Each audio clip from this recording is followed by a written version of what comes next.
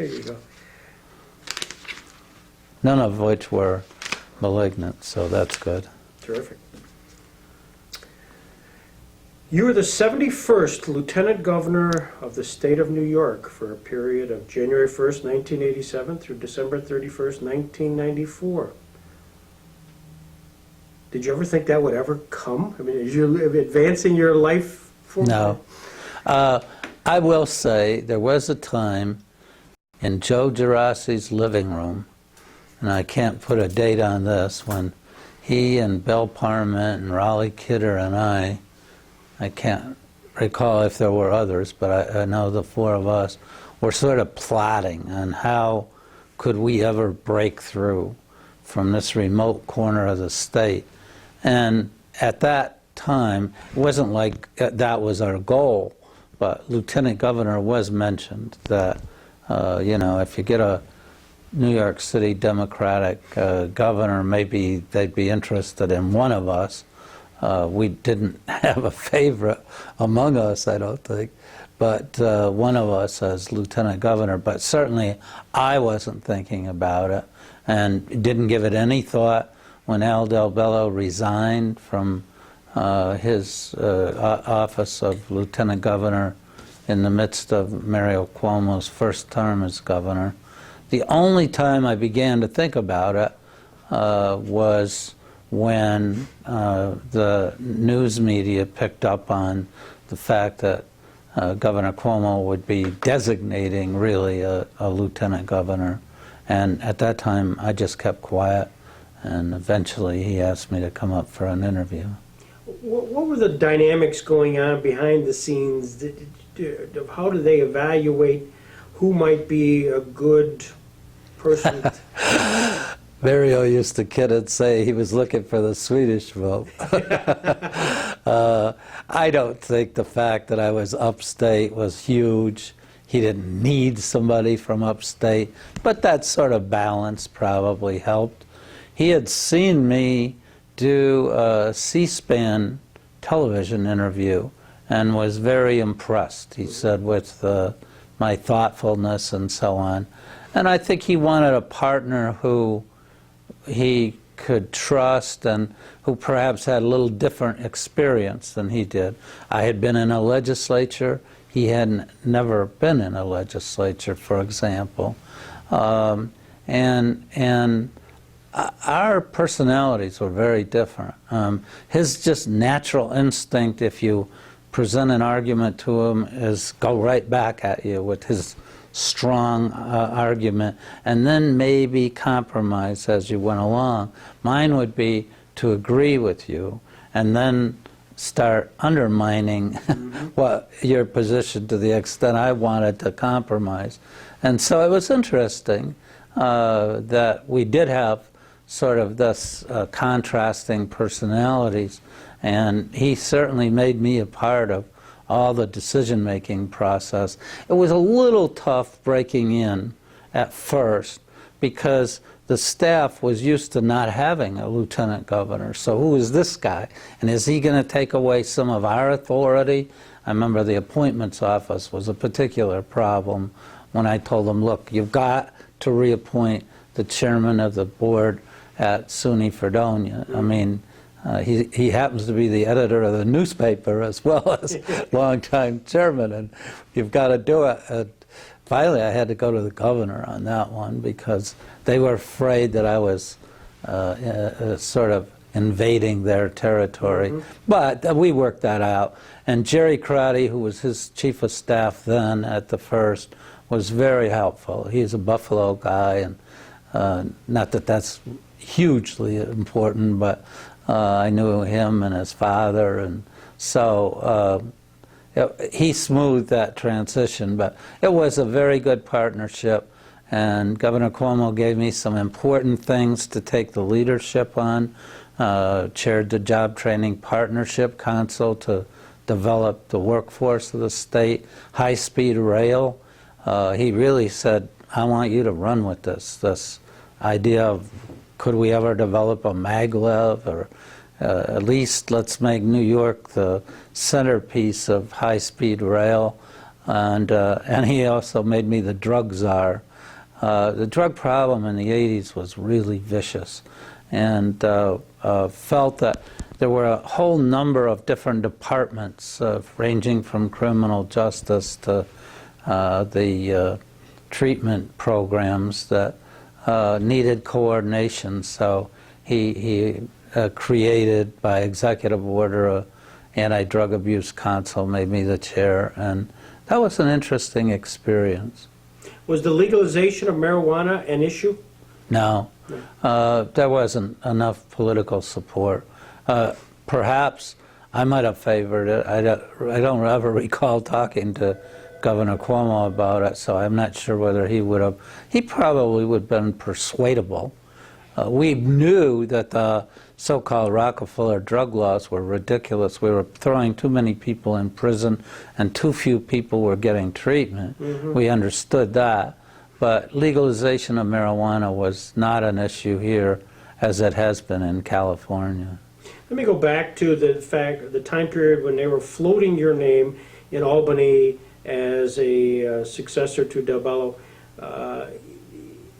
Did they send out any feelers to you as to whether you would accept if asked? No. I got a call from a guy named Drew Zambelli, who sort of was political director in the Cuomo administration, later became chief of staff for the governor, and asked me if I'd come up and talk to the governor, and I said, sure, I will. I didn't know whether he was talking to 5 people or just me. I think it turned out it was just me. Mm-hmm. But there was no pre-interview process. In fact, Drew picked me up at the airport and I guess just drove me from the airport to the World Trade Center where the governor's New York City office was and where that interview occurred. And we had an interesting conversation. He asked me some questions, but he had no time to brief the governor before I went in and talked to him. Right. So I'm sure he had some input afterwards, and I'm sure, and they did a very thorough job of checking me out. It was on Memorial Day weekend, and they wanted our last 10 years tax returns, and they had a lawyer and an accountant and a forensic expert, 3 guys grilling Sarah and me in a it seemed like darkened room on a Sunday of Memorial Day weekend. It was very fascinating. They were really sharp people. For example, in Washington, we owned a house on 12th Street and had a basement apartment that we rented out. And they said, "Is your tenant gay?" And we said, "Yeah, but why?" First of all, how would you ask, why did you ask that? And they said, well, 1 month another person paid the rent, and it was a male.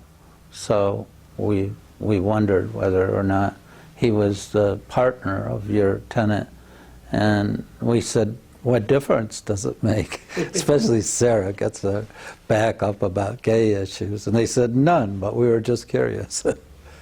But I mean, that's the level of detail they went into, not only with regard to tax returns, but really grilling you on the things that could conceivably be an embarrassment to the governor. And fortunately, I was clean. Yeah.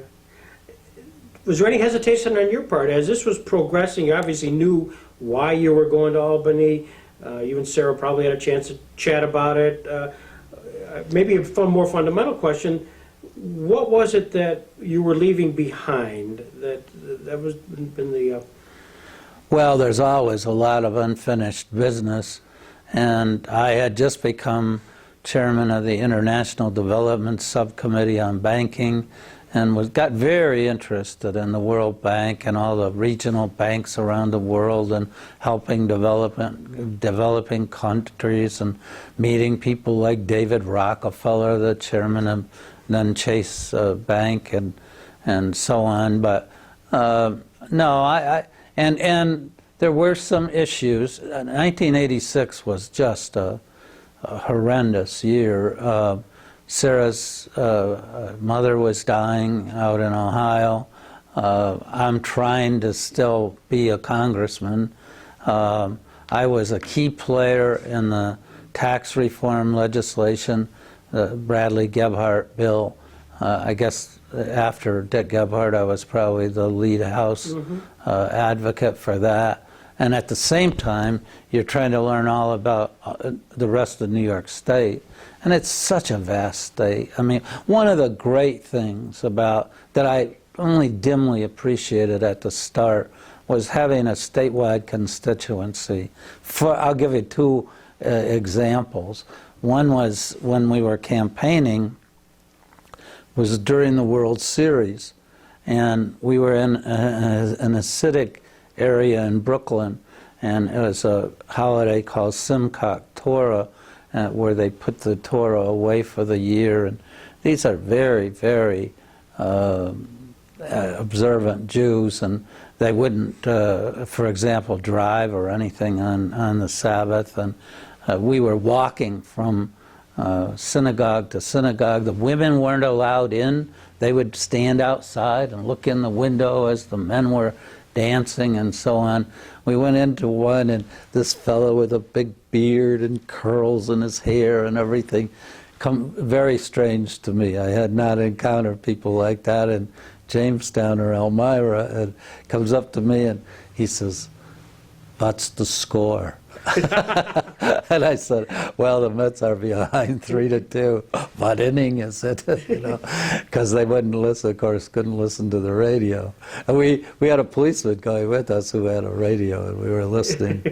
Actually, that was the great Mets, Boston Red Sox, when ultimately the Boston first baseman, Mr. Bill Buckner, yeah.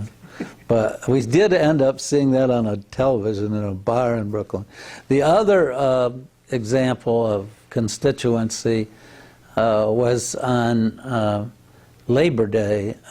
I can't tell you what year, but I checked with the governor, and he said he had no schedule. I often played golf without telling him. I'd tell the troopers that the code word would be he's working at home, and then they would know I was at the golf course. If he needed me, obviously I'd leave and come, but that never happened. But I told the governor I wanted to play in a golf tournament 3 days over the Labor Day weekend, and he said fine.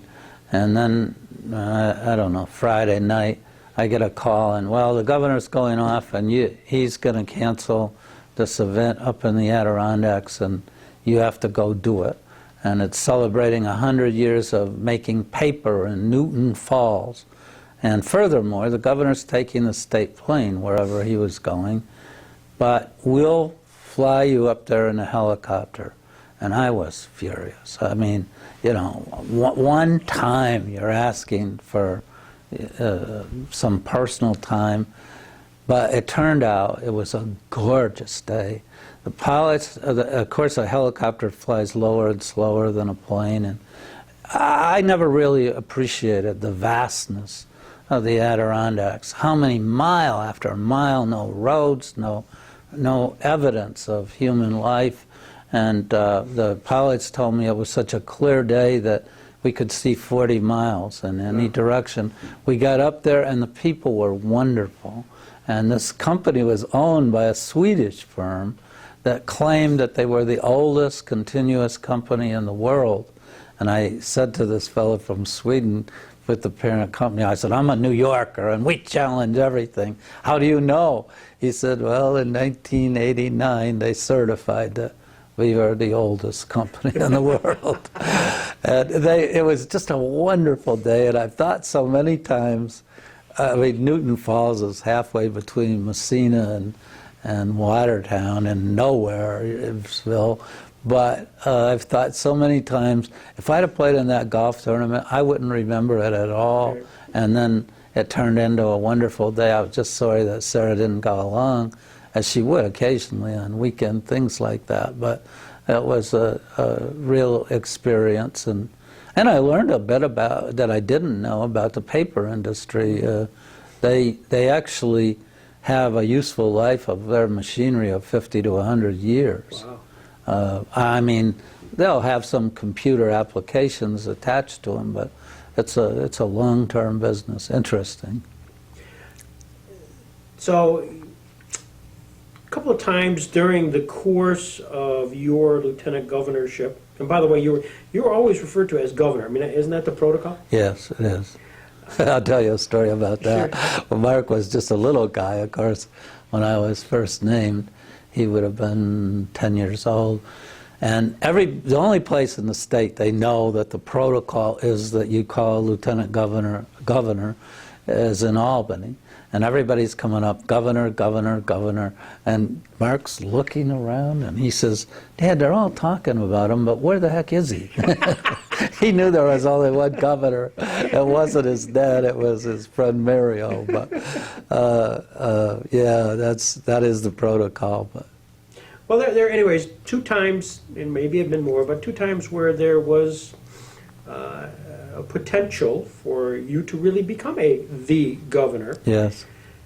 Actually, there were 3. 3. Yeah. Well, let's talk about those, because to this day, it's always down back here of great interest. Yes, well, it was to me too. I didn't take the job thinking, I mean, Cuomo was already being mentioned as a presidential candidate, but my criteria was, unless you want the job of lieutenant governor, you shouldn't take it. You shouldn't take it just as a stepping stone to something else. But at any rate, when in 1988, as that election started to heat up, various presidential candidates came to visit Governor Cuomo. All of them came to Albany, interestingly enough. And he talked to me about it, and I said, look, I'm not going to tell you whether you should run or not, but I have obviously been in Congress, have some national understanding.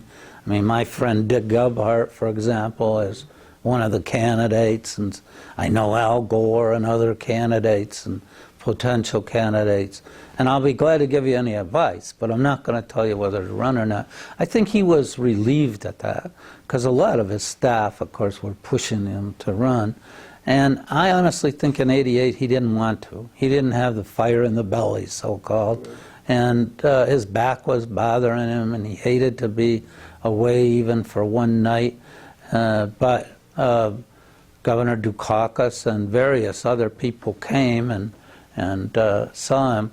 In '92, it was a very different situation. I think that Mario would have liked to run. He didn't personally like President Bush very much. Bush invited him to the White House for the Super Bowl, and then he invited Governor Ann Richards from Texas, and it was when the Bills lost to the Cowboys, and Cuomo he wasn't a bad loser, but he came back madder than a hornet because Ann Richards had given him the business, and I guess President Bush joined in or something. At any rate, I think he wanted to run in '92, but our budget was in a mess. It was sort of like it is now, that we were in a huge deficit, and in the end, I think his rationale was, how can I go to New Hampshire or wherever and tell them that I could solve the nation's problems when they say, hey, you're leaving behind all these problems in New York. And so I was never convinced that he would run. There were actually a plane on the tarmac waiting for him to take him to New Hampshire to file the papers. And I still said to my consul, my staff guy, I don't think he will. He says, it's all set up. They're going to do it. They're going to do it, Stan. I said, I'll believe it when I see it. And he came back. Governor Cuomo came back, grabbed my hand really hard, said, you're really probably disappointed. I said, no, I didn't. I never assume anything like that. I was a little disappointed. It would have been nice. The only chance I had was to inherit the job. If I became governor and had a period of incumbency, then maybe I could raise the money and had the name recognition and all that. I don't think running as an independent candidate, even after being lieutenant governor, I would have had much of a chance. Then Right after, I got to tell you about President Clinton's visit to Albany during the '92 campaign. Governor. I knew Governor Clinton because my chief of staff, Deborah Sale, was a friend of his going way back to high school. She was from Arkansas as well. And sometimes when Clinton would come to New York City as governor, we would meet. And Deborah much more than I, but at any rate, and Cuomo knew that and was a little suspicious, I think, of the fact that I was friendly with Clinton. But I am a big Duke basketball fan, and every year Duke was getting into the Final Four, but I couldn't go because the New York budget was being done at the same time. And that year, Christian Laettner made a miraculous shot and got Duke into the Final Four, and we finished up the budget negotiations the same day. So the next day, Sunday, I first determined I could get tickets, and second called the governor and said, "Is it all right if I go?" And he kidded me. He said, "Have I not included you in the room every single time a presidential candidate came and asked for my support?" I said, "Yes, you have." He said, "And now Slick Willie's coming to town. You're leaving me on my own, huh?" And of course, when he kids you like that, you know you're okay. So Yeah. we went out to Minneapolis, and we changed. Is that how he referred to him, as Slick Willie? He did, yeah. That was his nickname, you know. Yeah. And so we get changing planes at O'Hare in Chicago, and I get this message: Governor Clinton wants you to call him.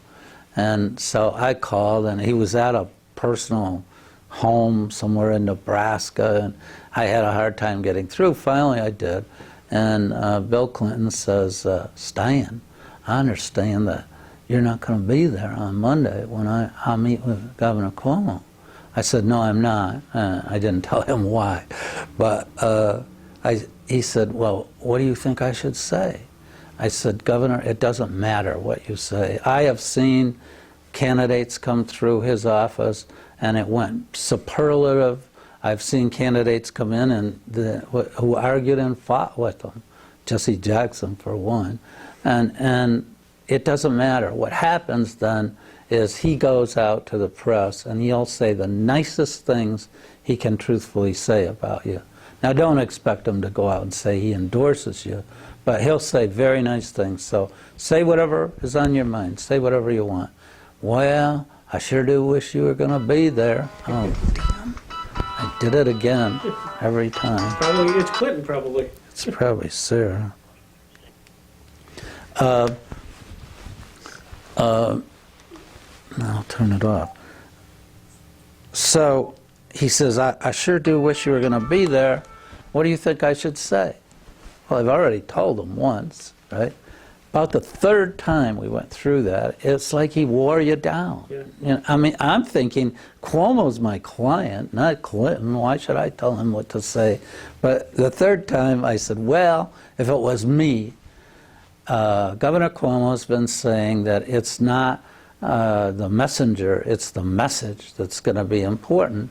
And I would tell him that and then say, I think I'm going to be the messenger, but I'd like you to help me with the message. Mm-hmm. And he said, well, that's pretty good, but I sure do wish you were going to be there. So on Tuesday when I got back, I was so anxious to find out what had transpired between the two of them.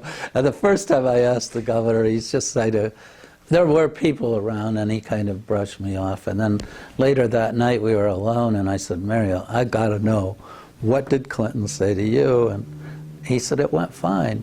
Why? And so I told him the story, and he says, son of a bitch, that guy sat right where you're sitting, and he said those words, and I'm thinking, that is a great line.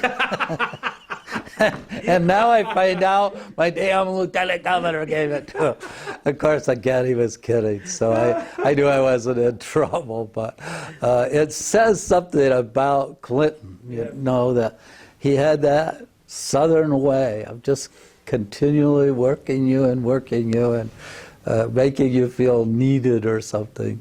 But at any rate, Then right after Clinton was elected, the third possibility where I got very serious was that Mario Cuomo said, I want the Supreme Court.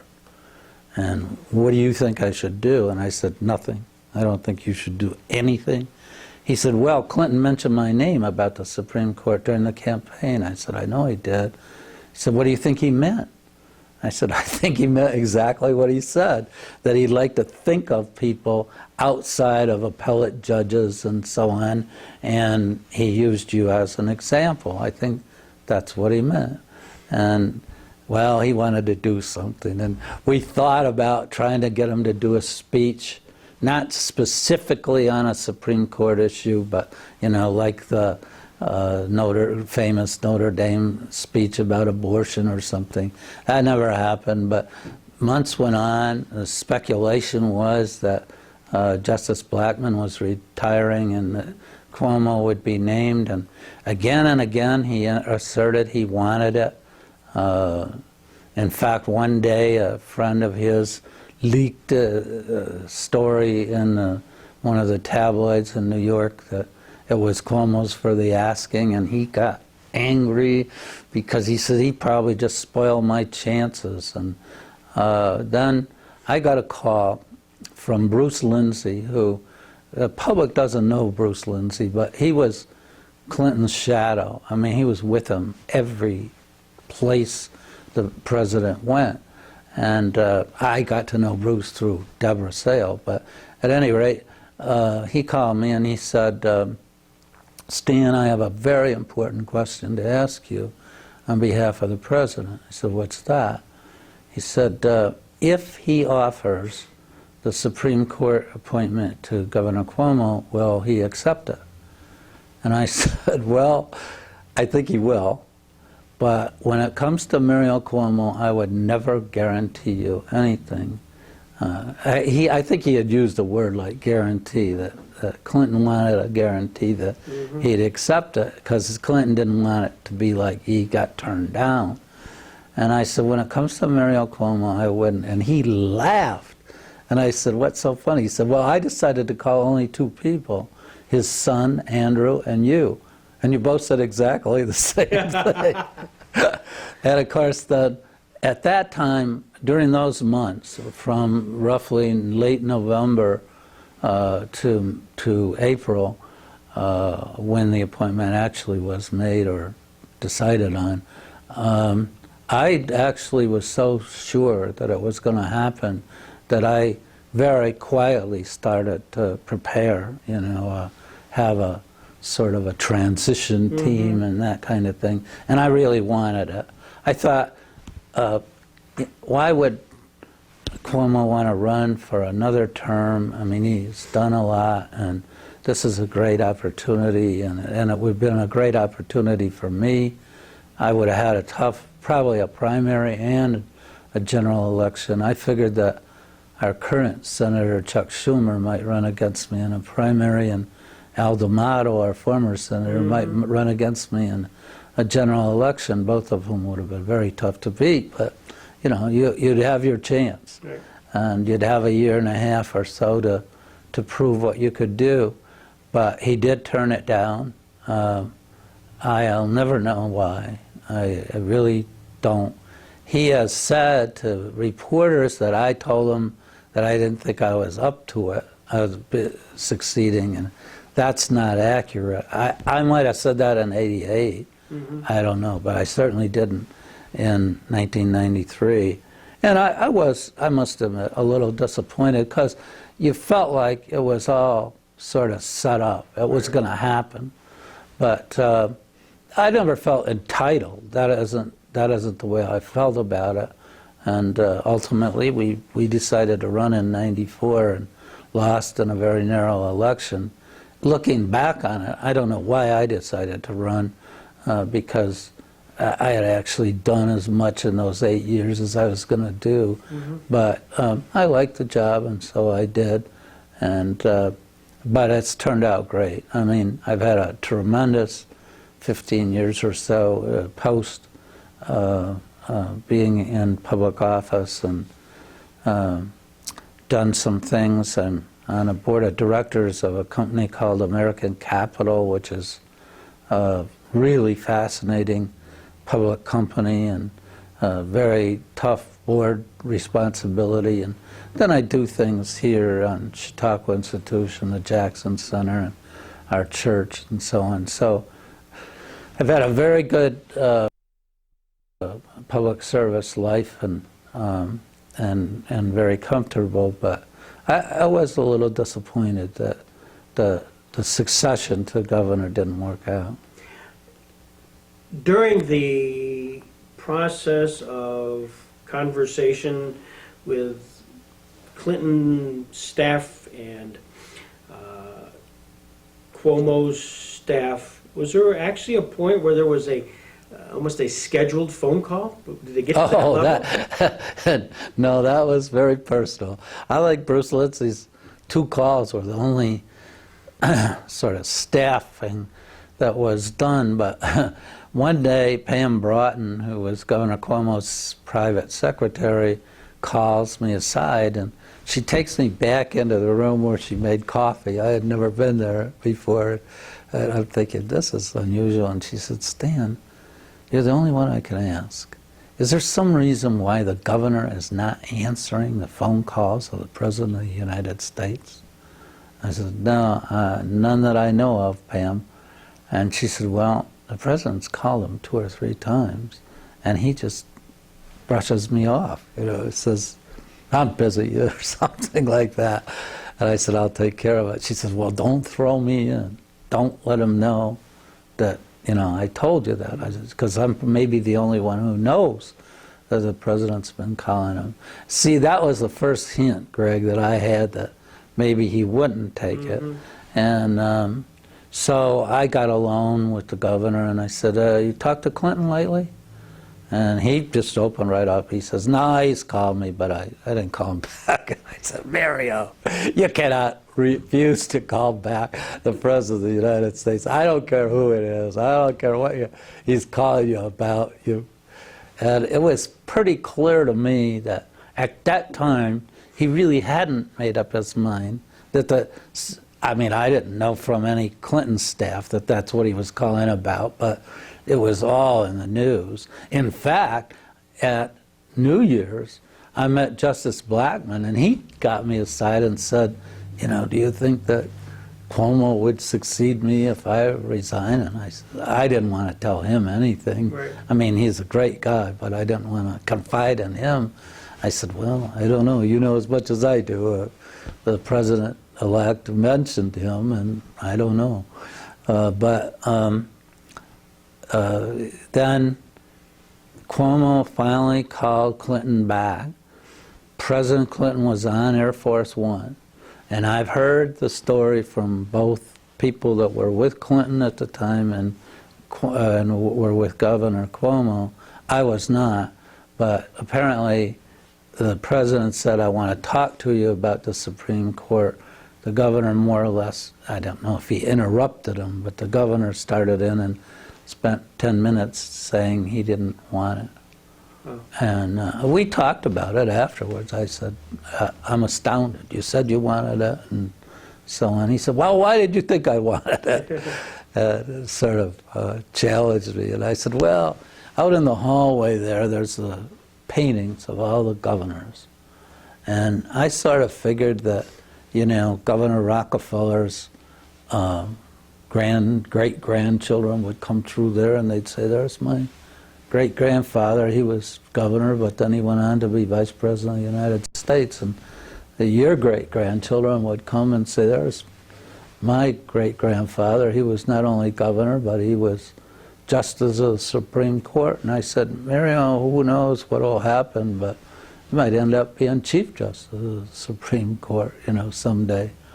And he said, well, that's a lousy reason to do it. I said, okay, you've already made your decision. I'm not trying to influence it. You just asked me why I thought that, and just sort of the historic aspect. And he was very interested in the law. I mean, he read Supreme Court cases, and I found that amazing. As busy as he was, we were, in governing the state, that he would take time to read Supreme Court cases was an indication that he was very interested in jurisprudence. Mm-hmm. Do you talk to him much? I mean, obviously, We do not. Yeah. Right after the election, when we were both kind of searching, we talked a lot. And I think both had an impact on each other, what we would do and that kind of thing. Since then, we really have had very little contact. I think he's withdrawn from public affairs because he wants Andrew, his son, to be the one that's out front and everything. He did call me once when Andrew was running. I think what was a time that Andrew ran for governor, and I said, Mario, I'm a very good friend of Carl McCall, and I've committed to him. I said, I know Andrew wants it, but I think it's premature. He's never held public office. I think he should run for something else before he runs for governor, if you, but not that you want my advice about that. And he was angry. I mean, he wasn't happy about that answer, of course. I don't think that was the controversy. I don't want to misrepresent. There's certainly not, certainly on my part, and any animosity or anything, but we've just kind of been separate. And I feel very supportive right now of Andrew, and I hope he's our candidate for governor next year, and so on. But it's too bad. I really feel a little sad that we don't keep, Mario Cuomo and I don't keep in closer contact. What's he doing? He practices law, and I know some people that are partners in the firm, and he is a real active practitioner. He's not just a rainmaker, although he does more of that than I could ever believe. He was a very private man as governor, oddly enough. I mean, never went out to lunch, for example. And they tell me that he now takes clients to the Four Seasons for lunch and so on. I'm surprised at that, but he actually does some appellate work and does actively practice law. I think he's brought some Italian clients, I mean, from Italy, companies in to that law firm, and they live on Sutton Place, in a very exclusive place in the city. Other than that, I don't know. He's never one to take vacations or that kind of thing. So I'm quite sure that he practices law. Probably still plays full court basketball at 77 years old. Always the thought was that when he was out and about, he'd always end up at home at night. I mean, it was just always this, won't stay over, somehow, some way, he had to find himself back at home. Is that his private lifestyle? Absolutely true. Yeah.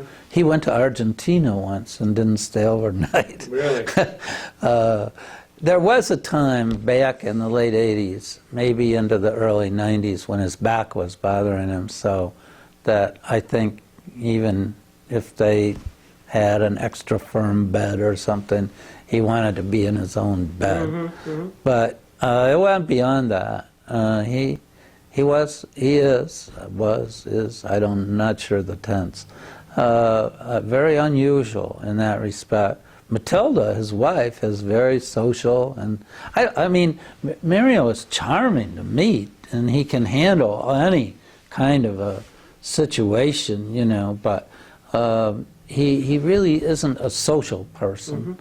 And told me he didn't like when Andrew Cuomo married Carrie Kennedy, you know, that was a big wedding and big deal. And he said, well, I couldn't wait to get home. I mean, he wanted to get back to work in the governor's office. That's just the way he was. Is he going to be touring, do you think, much with Andrew? Is he going to use his, well, I should ask the question. I assume he's still got name power throughout the Democratic politics? Or I think that Andrew has pretty well carved out his own support. Certainly, some of the organizations, unions and others that were big Mario Cuomo fans have become Andrew Cuomo supporters. And I think Mario's not above, as I said, he called me in, what was that, 1998? No, it was 2002, possible primary.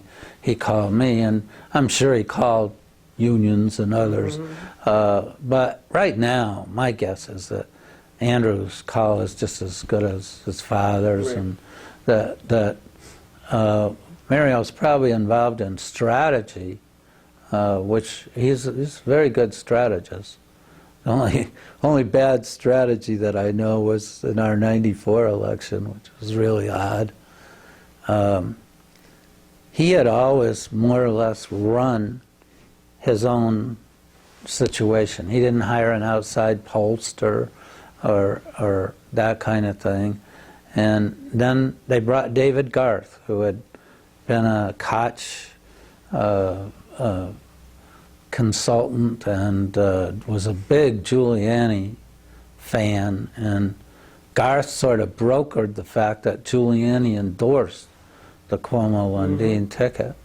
And but I don't know. It was an odd situation because Garth sort of didn't run roughshod over Mario Cuomo, but for example, they said Giuliani was going up to Utica. I said, don't send him to Utica. They hate New York City up there.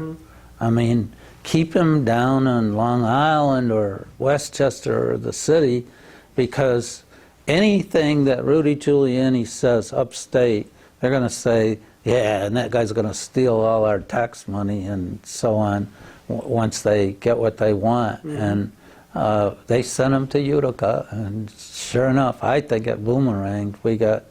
We got trounced upstate, only lost the election by 1 percentage point, but up here, throughout upstate, we did very poorly. So I guess I didn't hold up my end of the bargain as the upstate part of the ticket. Aside from Cuomo, who was the power in the Democratic Party during that time period, the 80s, 90s? Is there a guy kind of behind the scenes who we would not necessarily know, who's a non-public figure? No, there wasn't in New York.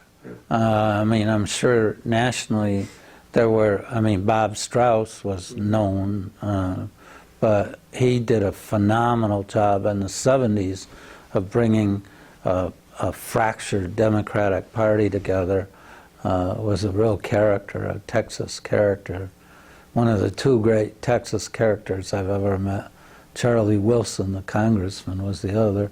But no, I don't think there really were many powers behind the scenes that the public wouldn't have known, and certainly not in New York. Let's talk about Charlie Wilson, as he obviously got a little bit of publicity in a movie. What was he like? It's a great book and a good movie. Tom Hanks just did a great job. I was just amazed because the strike. Did you know about that? I mean, did you know kind of this Charlie Wilson story before the book? Oh yeah, I was a colleague of his. Yeah. Oh, Charlie was in Congress. He was just outrageous. I mean, he was a bachelor, and he would bring beautiful women to events. I'll never forget, at a Christmas party at the White House during the Reagan administration, in walks Charlie with some black beauty queen who was in a skimpy dress, and President Reagan is shaking hands, you know, in a receiving line, and all of a sudden the president's going, even the president is gaping at this couple. Charlie stood about 6'4", 6'5", and I thought Tom Hanks was a curious choice as an actor because he's relatively short. But he did a great job. He even had Charlie's walk down. He had that sort of Texas swagger, and so they did a good job with that. And he was just an outrageous character, and you didn't know exactly that it was Afghanistan. You didn't know exactly. You knew that he hated the Soviets, and that it had to do with military and CIA. But he'd come up to you and say, "You need my vote, for something or another. New York City needs my vote." He says, "Just tell me for sure that you're going to vote against any cut in the CIA budget." "Okay, Charlie." And he'd trade you like that, and you knew he was single-minded. And as it came out, I think obviously the book is a little more detailed, but it was accurate. And my friend Lee Hamilton was chairman of the Foreign Relations Committee, and he denied Charlie having one of his babes on a military plane. And Lee told me that Charlie screamed and yelled at him, and Lee said, "Listen, I don't care what you say. I don't care how mad you are or how much vindictiveness you feel. It's just not right, Charlie, and I'm not going to authorize it." But that sort of gave you the idea of Charlie Wilson. I mean, his staff was mostly beautiful women. He called them Charlie's Angels. Yeah. Was he a patriot? When the day Oh, was yeah. done? Yes, absolutely. I mean, there was a serious side to him. I mean, the fact that his staff was female, I don't think suggests that he didn't know what he was doing. And he, in his own way, felt very patriotic and was a Texas politician in the, not the same as Lyndon Johnson and Jim Wright, but there was a commonality to those smooth-talking Texans. Because the movie is just fascinating as all get out, because it's a story I think most people did not were aware of. Oh, right. And I'm sure when you watched it, you said, "My God, that's something that they either advanced or enhanced or did something just for the purposes of Hollywood." But you kind of walked away saying, "What a character," and yet somehow deep down there was a sort of patriotic charge. Oh, yeah. I mean, the fact that the Afghans threw out the massive Soviet army was an extraordinary event in history, and I think without Charlie Wilson they may not have been able to do it, because he provided them with so much of the armaments that were necessary and that kind of thing. And so it was a very serious, and I think that was a terrible blow to the whole psyche of the Soviets, and may have had some impact on the collapse of the Soviet Union. Tip O'Neill. Let's drop a couple. We got a few minutes here. Let's drop a couple names as to impressions, maybe an anecdote or two. Well, I think Tip was a great leader. As I've explained in talking to one of my sons, he had an instinct for the political and substantive. I'll tell you, it's not a quick story, but it tells you a little bit about how things are done in the Congress.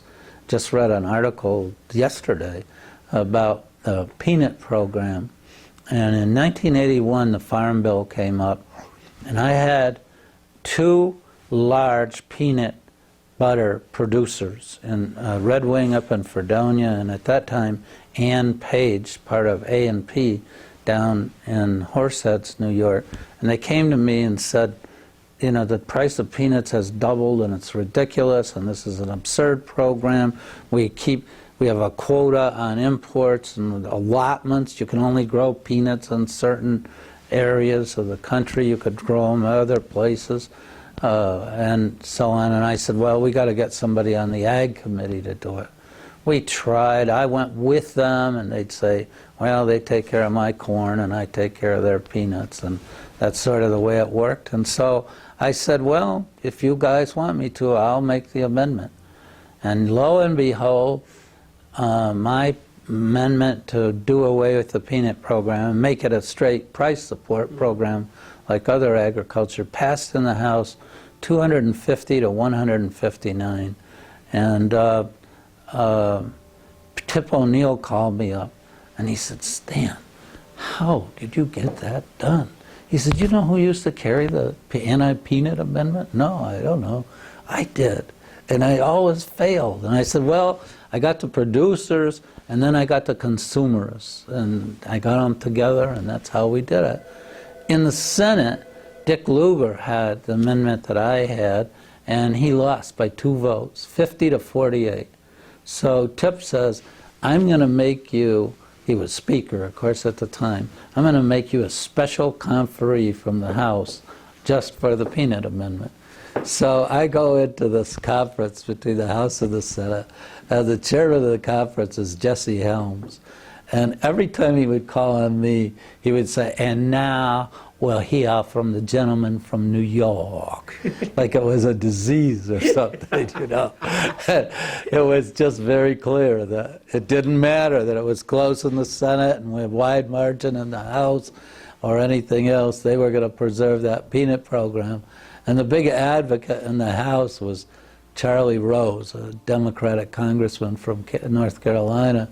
One night after a conference on the Senate side, he was walking ahead of me through the rotunda. It was dark, it was vacant, and all of a sudden Charlie says, "What a friend we have in Jesse." Echoed through the rotunda of the Capitol, and I laughed. I said, because they were mortal enemies politically in North Carolina, but boy, they were going to protect that peanut program. And this article that I just read yesterday said the 1981 decision is still the basic law, and it's never been able to be penetrated. And it tells you something about how difficult it is and how the sort of the system works. If you'll let me one more aside, during the amendment debate in the House, it was pretty clear that I had support. I mean, we hadn't taken the vote yet, but that I had a lot of support. And a guy named Billy Lee Evans from Georgia came over and he says, "Lundine, I understand that you represent a rural area in New York." I said, "Yes, I do." He said, "What do they grow in your district?" I said, "They grow grapes, Billy Lee." And he said, "Well, what kind of a grape program do we have?" I said, "We have a wonderful program. It's called Free Enterprise. You know, grape growers grow grapes, and juice and wine producers buy them, and they bargain over the price, and that's how it goes." A little while later, Billy Lee comes back and he says, "Lundine, if you would see clear to withdraw your amendment, I have gotten the chairman and the ranking member to agree that we will start a federal grape program." I was reluctant to tell our grape growers out here that story because they probably don't like the grape program. But it's not that everything is a deal, but the agriculture lobby is very difficult to crack. You flipped over and obviously had some relationships on the Senate side. We recently lost Senator Ted Kennedy. Did your paths cross with his? Yeah. Ted Kennedy actually came to our district to a fundraiser for me in Corning. It was an odd circumstance. Tip O'Neill was scheduled to come, and something came up. And he called me up and said, "Stan, I can't make it." And I thought, oh, God, we sold tickets and everything. "Would it be all right if Ted Kennedy came at my place?" I said, "Yeah, Tip, that would be fine." And it was quite an experience. He suffered more from a back problem than most people realized. When he got into the hotel, he had time set aside to take a hot bath because of his bad back. But he was an extraordinary person. I idolized John Kennedy, and I got to know Bobby Kennedy much better when he was our senator, and I worked with him. But and they're all different, all three of those Kennedy brothers.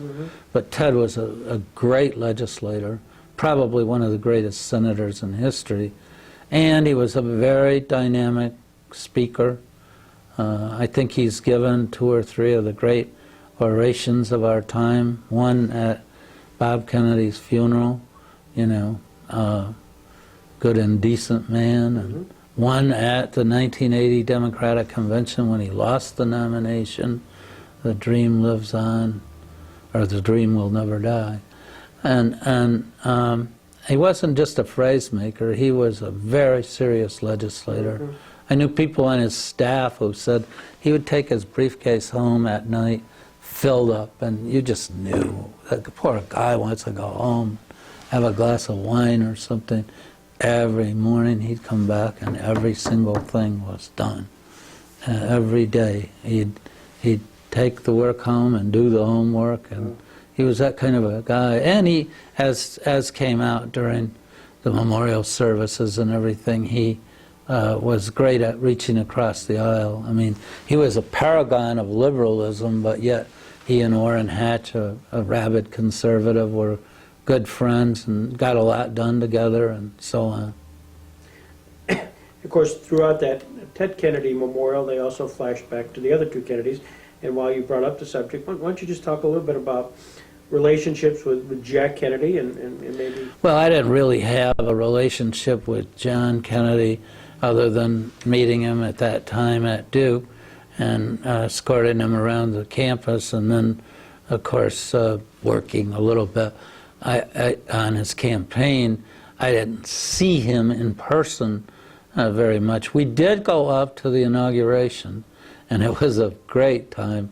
A few of us, 3 or 4 college guys, went up. There was a terrible snowstorm, and so you could get into any of the inaugural balls because there were a lot of people just didn't show up or couldn't make it.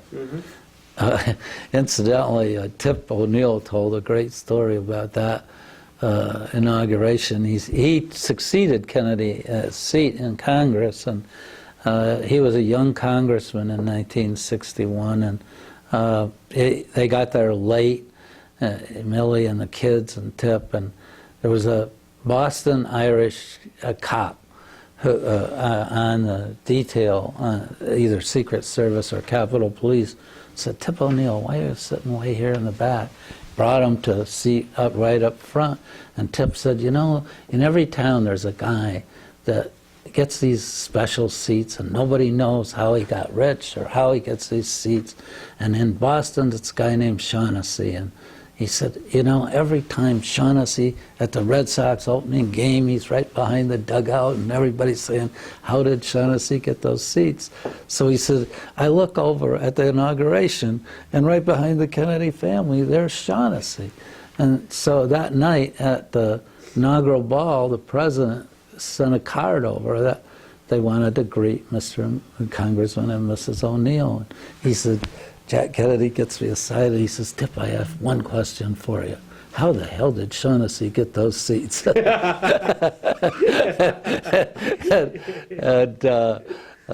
Tip says, "Well, I don't know, Mr. President, but I noticed that during your great inaugural speech."